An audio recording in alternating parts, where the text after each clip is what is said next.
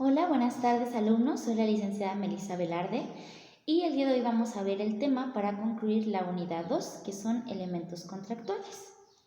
El tema que vamos a ver es la interpretación de los contratos. ¿Qué es la interpretación? Y nos dice que significa desentrañar el sentido de una expresión de voluntad. Interpretar un contrato significa declarar cuál es la virtualidad o valor jurídico de las palabras con que se ha expresado la voluntad de las partes. ¿Por qué es importante ver este tema? Nosotros ya vimos como elementos contractuales los elementos de existencia y de validez del contrato. Ya vimos cuáles son los elementos necesarios para que exista un contrato y cuáles son los elementos necesarios para que además este contrato sea válido y surta sus efectos. Pero aquí hay una cuestión que surge a partir de lo que es la voluntad o la autonomía de la voluntad. Nos dice que realmente en cuestión de los contratos civiles, pues la voluntad de las partes tiene la fuerza de ley y los contratantes pues tienen el derecho de contratar en lo que ellos hayan querido. Pero en la cuestión de los contratos escritos, pues no todas las personas tienen la asesoría legal o realmente el conocimiento o la sabiduría para poder elaborarlos de una manera correcta. ¿Qué es lo que pasa aquí? Bueno, que cuando tú lees un contrato, pues lo puedes interpretar de cierta manera. Pero, ¿qué es lo que puede pasar? Que este contrato escrito se interprete de una manera, pero resulta que la voluntad de una o de ambas partes será otra completamente distinta. Por eso es importante saber qué es lo que establece nuestra doctrina y nuestra ley respecto a la interpretación de los contratos.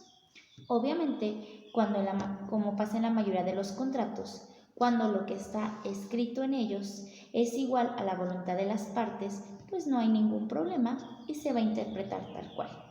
El problema viene cuando el contrato dice una cosa y las partes querían contratar en algo completamente distinto o en alguna parte pues hay lagunas y es obligación del juez pues establecer cuál va a ser la voluntad que se va a leer en este contrato. Primero vamos a ver lo que habla la doctrina y la primera nos dice que es la teoría de la voluntad real o interna.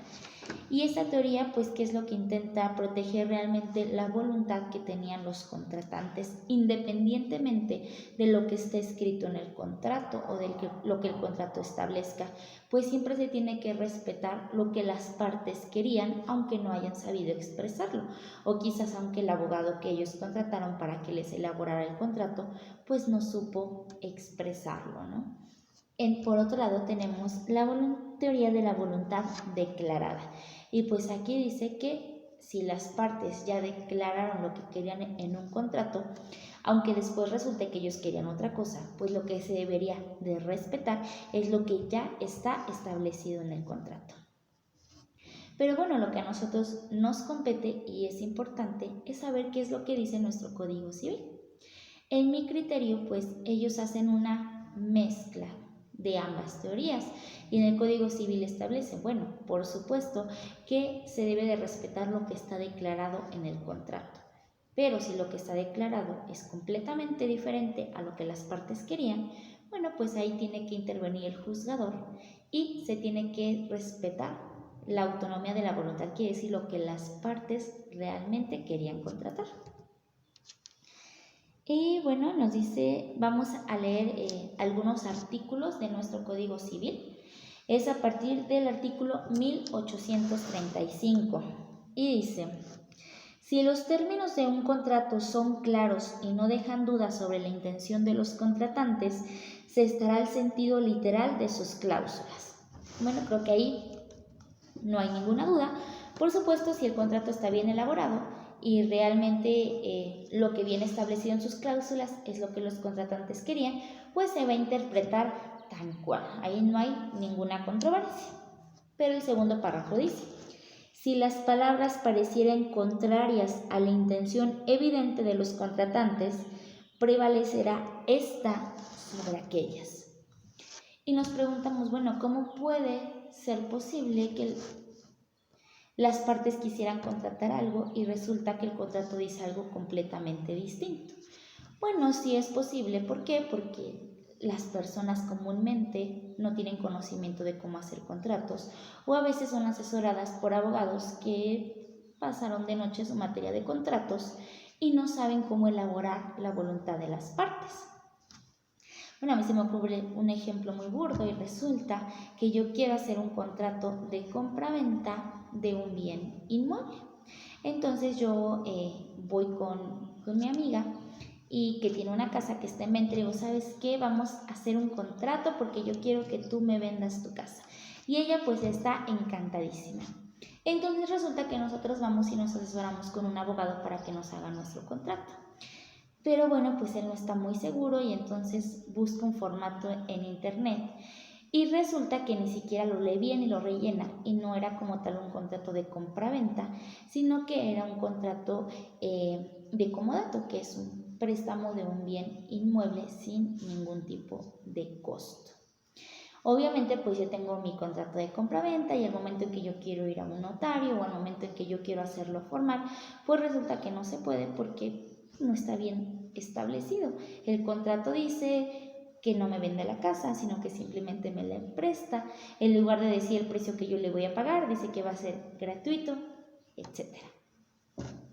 Entonces, pues obviamente, pues el contrato está establecido como contrato de compra-venta, las dos firmamos porque tenemos la voluntad, pero las cláusulas, pues evidentemente no dicen lo que nosotras queríamos contratar.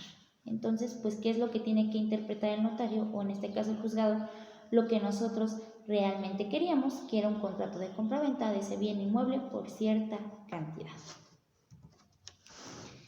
Dice, si no hay contradicción en las palabras empleadas en el contrato y tampoco hay contradicción en las palabras escritas en el contrato y las circunstancias objetivas del acto, la interpretación será dando sentido usual a los vocablos, es decir, se interpreta tal cual viene escrito en el contrato.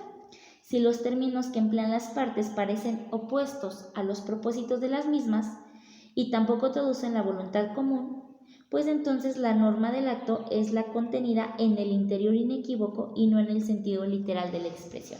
Quiere decir que aquí se va a respetar lo que las partes querían. Es decir, por encima de la voluntad declarada, se va a respetar la voluntad de las personas que están declarando.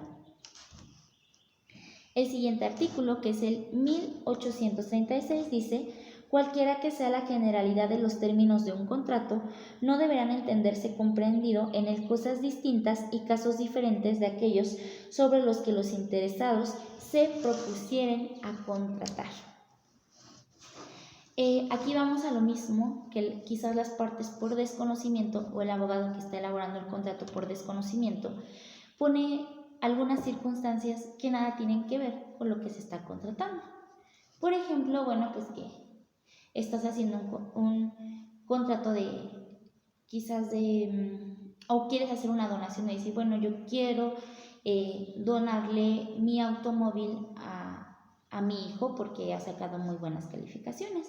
Y entonces yo hago un contrato donde estipulo que quiero hacerle ese contrato de donación a mi hijo, de ese automóvil, pongo las características, ya está puesto pues cuál es el objeto, ya está mi consentimiento, mi hijo también firma para aceptar esa donación, es completamente existente, pero resulta que yo digo, bueno, ¿qué tal si me falta algo? Y le empiezo a añadir además que yo quiero en un futuro hacer un contrato de compra-venta con mi hijo de un bien inmueble y que además pues cuando yo me muera pues yo quiero darle todos mis bienes a mi hijo y etcétera, etcétera. Es decir, empiezo a establecer cláusulas y meter cosas que nada tienen que ver con la donación. ¿Qué es lo que va a pasar? Bueno, pues cuando se lee el contrato lo único que se va a interpretar es la donación del automóvil que era objeto del contrato.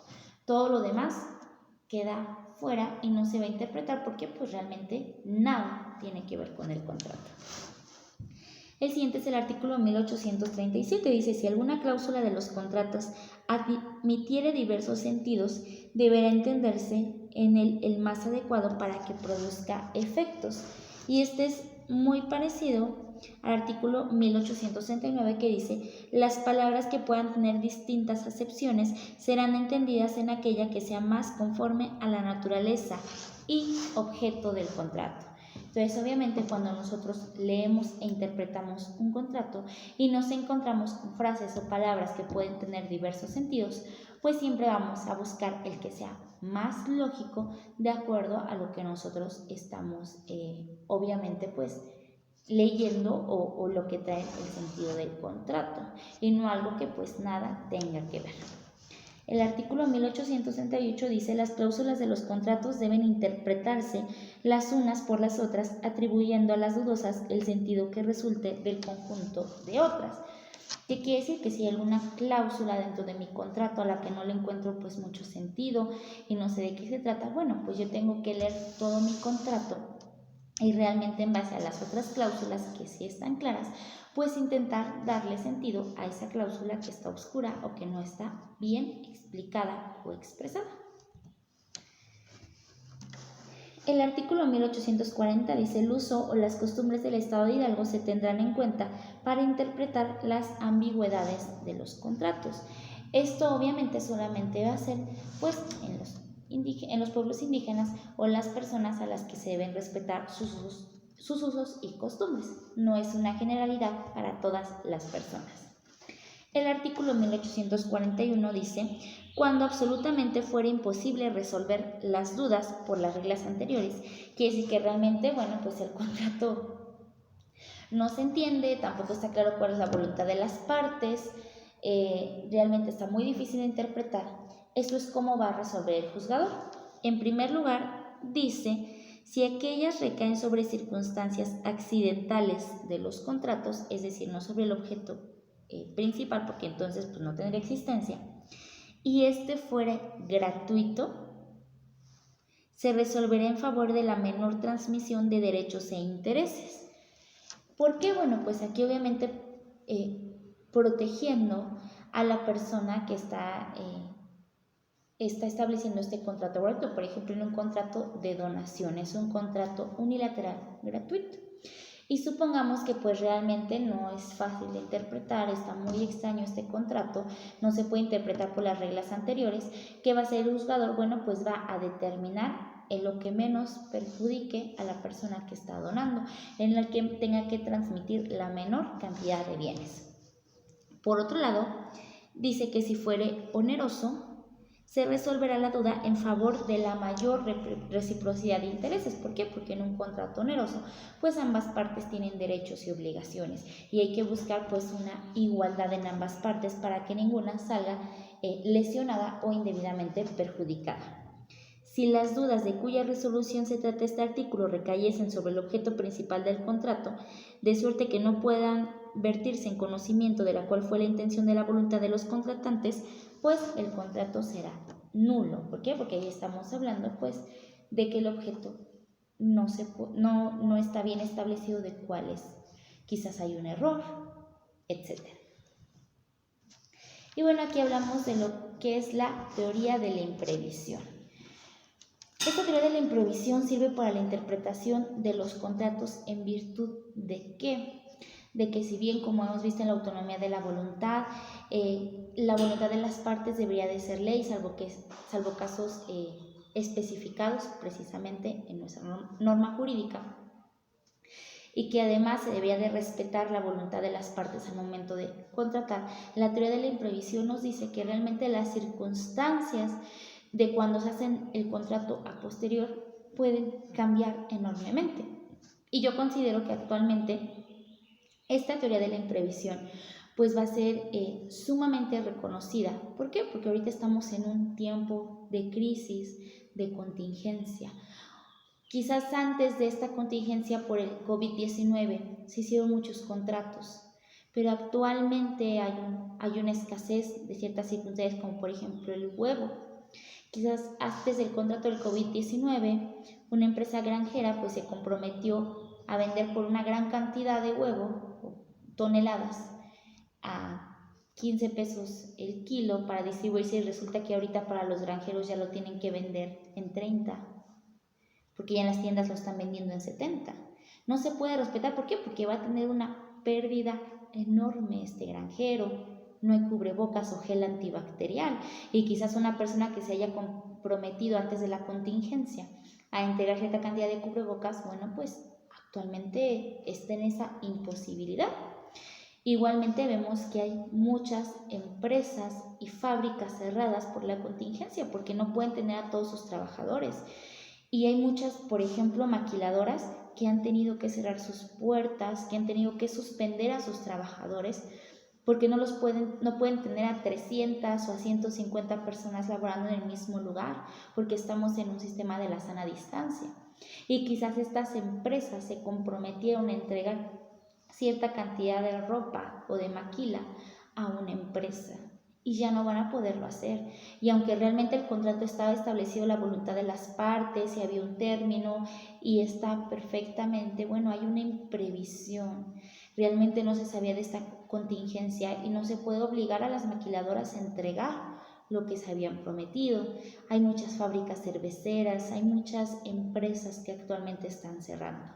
Entonces ellas no pueden ser obligadas a cumplir lo que por una situación de contingencia no han podido hacer.